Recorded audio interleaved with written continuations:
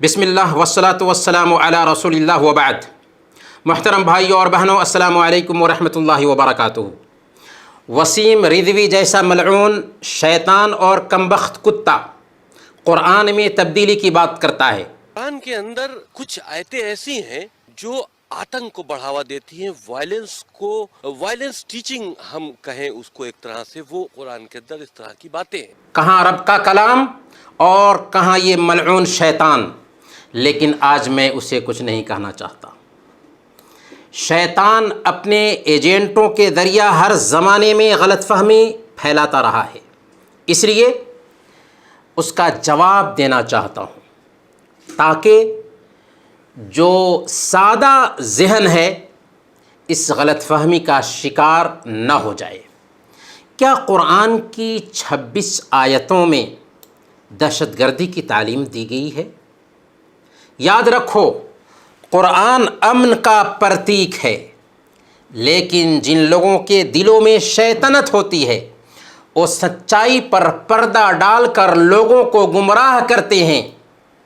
یہ غلط فہمی ہے، یہ ڈاؤٹ ہے جو قرآن کے تعلق سے پوری دنیا میں عام کی جاتی ہے تاکہ لوگ ہدایت سے دور رہیں، کیونکہ قرآن صرف مسلمانوں کی کتاب نہیں ہے، صرف عربوں کی کتاب نہیں ہے، بلکہ قرآن ساری انسانیت کے لیے اترا ہے، بلکہ جنات کی نجات بھی اسی کتاب میں ہے۔ پھر اس کتاب کو اتارنے والا کون ہے؟ یہ کس کا کلام ہے؟ ساری انسانیت کے خالق اور مالک کا کلام ہے جو رہتی دنیا تک باقی رہے گا۔ اس کے ایک حرف میں بھی نہ تبدیلی ہو سکی ہے اور نہ قیامت کے دن تک تبدیلی ہو سکتی ہے، کیونکہ اس کے اتارنے والے نے اس کی حفاظت کی ذمہ داری لے رکھی ہے۔ اِنَّا نَحْنُ نَزَّلْنَا الذِّكْرَ وَإِنَّا لَهُ لَحَافِظُونَ۔ ہم نے ہی اس قرآن کو اتارا ہے اور ہم ہی اس کی حفاظت کرنے والے ہیں۔ سارے انسان اور جنات بھی مل کر قرآن کریم کے جیسے ایک آیت بھی لانا چاہیں نہیں لا سکتے۔ یہ قرآن کا 10ویں جگہ پر چیلنج ہے۔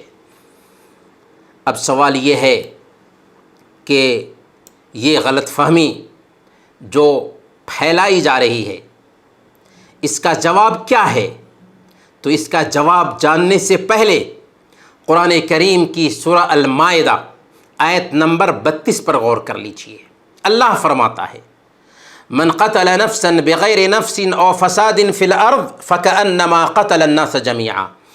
جو کوئی کسی انسان کو جبکہ اس نے کسی کی جان نہ لی ہو یا زمین میں فساد نہ مچایا ہو قتل کرے تو مانو اس نے ساری انسانیت کو قتل کر ڈالا، سارے انسانوں کو قتل کر ڈالا۔ اور صحیح بخاری کی روایت ہے، محمد صلی اللہ علیہ وسلم نے فرمایا، جو کوئی اسلامی حکومت میں رہنے والے غیر مسلم کو قتل کر دیتا ہے وہ جنت کی خوشبو تک نہ پائے گا، حالانکہ اس کی خوشبو 40 سال کی مسافت سے آ رہی ہوگی۔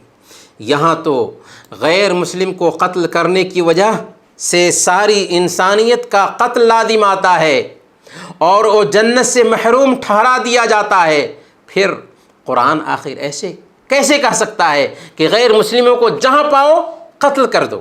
نہیں، قرآن میں کنٹروورسی نہیں ہو سکتا، قرآن میں ویرودابھاس نہیں ہو سکتا۔ ہاں، بات دماغ میں بیٹھانے کی یہ ہے کہ چونکہ اسلام وے آف لائف ہے، زندگی گزارنے کا سسٹم دیتا ہے، مکمل نظام حیات ہے، پیدائش سے لے کر موت تک کی تعلیم دیتا ہے، اور یہ ماڈرن بھی ہے اور اپ ٹو ڈیٹ بھی۔ ماڈرن اتنا کہ دنیا کی ساری ماڈرنیٹی اسلام کی ماڈرنیٹی کے سامنے میں فیل ہے، اور اپ ٹو ڈیٹ اتنا کہ اس کے کسی بھی قانون میں ایکسپائری ڈیٹ نہیں۔ اس لیے اسلام میں ضرورت تھی کہ امن کے حالات کی بھی تعلیم پائی جائے اور جنگ کے حالات کی بھی تعلیم پائی جائے، ورنہ قرآن ادھورا ہوتا۔ قرآن ہر وقت اور ہر زمانے کے لیے رہنمائی کرنے والا ثابت نہیں ہو سکتا تھا۔ گویا امن کے حالات کی تعلیم یہ ہے کہ ایک معصوم کی جان لینا، چاہے اس کا دھرم کچھ بھی ہو، ساری انسانیت کو مارنے کے جیسے ہے۔ اور حالت جنگ کی تعلیمات وہ ہیں جو ان 26 آیات میں بیان کی گئی ہیں۔ عقل کے کوروں کو بات سمجھ میں نہ آئے تو عقل کو الزام دینا۔ اس لیے سورۃ التوبہ کی آیت فَاقْتُلُوا الْمُشْرِكِينَ حَيْثُ وَجَدتُّمُوهُمْ، تم مشرکوں کو جہاں کہیں پاؤ انہیں قتل کر دو، اور اس جیسی دوسری آیات کو سمجھنا ضروری ہے، اس کے پس منظر کو جاننا ضروری ہے۔ اصل بات یہ ہے کہ قرآن کی اس آیت کو اور اس جیسی دوسری آیتوں کو سیاق و سباق سے، یعنی کنٹیکس سے، سندرب سے ہٹا کر پیش کیا جاتا ہے۔ اگر آیت نمبر 1 سے 6 تک کو پڑھا جائے تو خود بات سمجھ میں آ جائے گی، لیکن پڑھنے کی کوشش تو کریں گے نہیں۔ گویا کہ یہ بات حالت جنگ کی ہے، یعنی یہ حکم جنگ کی حالت میں دیا جا رہا ہے۔ جنگ کی حالت میں کوئی بھی اپنے دشمن پر وار ہی نہ کرتا ہے، ورنہ خود اس پر وار ہو جائے گا۔ مان لیجئے کہ آج کے ڈیٹ میں ایک ملک دوسرے ملک سے جنگ کرتا ہے، چنانچہ جب ایک ملک کا فوجی حملہ کرتا ہے تو دوسرے ملک کا فوجی ہاتھ پر ہاتھ دھرے ہوئے بیٹھا نہیں رہ سکتا۔ اگر ایسا کرتا ہے تو اسے خود ملک سے ہاتھ دھونا پڑے گا۔ گویا یہ جنگ کی حالت میں آپات کالین آدیش ہے کہ دشمن کو جہاں پاؤ قتل کر دو۔ حالت جنگ ختم ہونے کے بعد یہ حکم خود بخود ختم ہو جائے گا، اور وہی حکم حالت امن میں رہے گا کہ ایک انسان کا قتل ساری انسانیت کا قتل ہے۔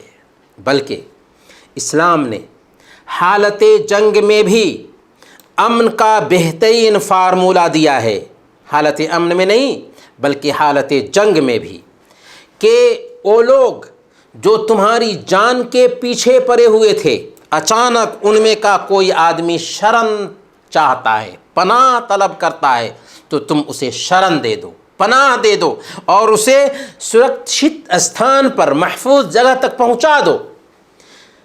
انہی آیات کے سندرب میں اگر آپ سورۃ التوبہ کی آیت نمبر 6 پڑھیں، وَإِنْ أَحَدٌ مِّنَ الْمُشْرِكِينَ اسْتَجَارَكَ فَأَجِرْهُ حَتَّى يَسْمَعَ كَلَامَ اللَّهِ ثُمَّ أَبْلِغْهُ مَأْمَنَهُ ذَلِكَ بِأَنَّهُمْ قَوْمٌ لَا يَعْلَمُونَ۔ اے نبی، اگر کوئی بہود وادی، اگر کوئی مشرک آپ سے شرن مانگے تو اسے شرن دے دیجئے تاکہ وہ اللہ کا کلام سن لے، پھر اسے اس کی امن کی جگہ پہنچا دیجئے۔ یہ رعایت اس لیے ہے کہ وہ علم نہیں رکھتے ہیں، جانتے نہیں ہیں۔ یہ ہے اسلام کا امن کا فارمولہ کہ فوجی جرنیل سے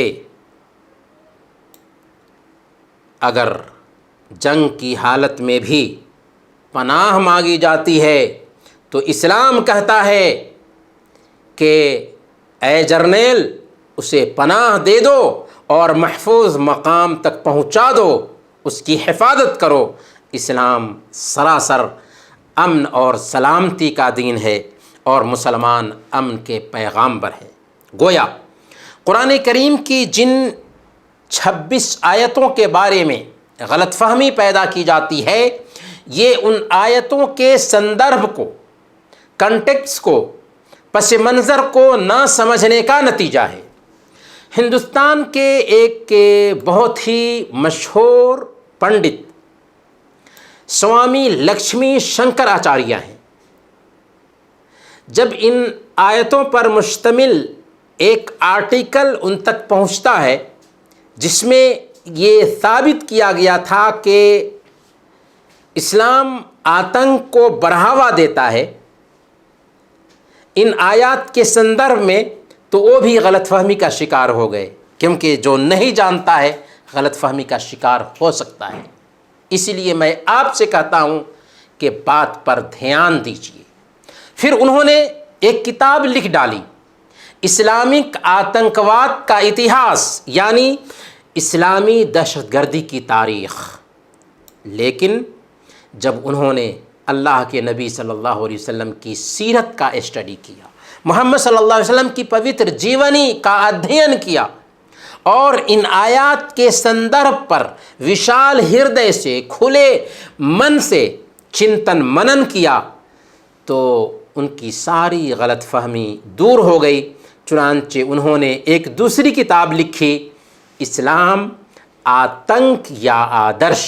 اس کتاب میں انہوں نے ان آیات کا جواب دیا ہے اور ثابت کیا ہے کہ اسلام انسانیت کے لیے امن کا پیغام ہے۔ ایک اخبار نکلتا ہے اتری بھارت میں، دینک جاگرن، بہت مشہور، سب سے زیادہ پاٹھک ہیں اس کے۔ اس میں ایک لیکھ چھپا تھا، دنگے کیوں ہوتے ہیں۔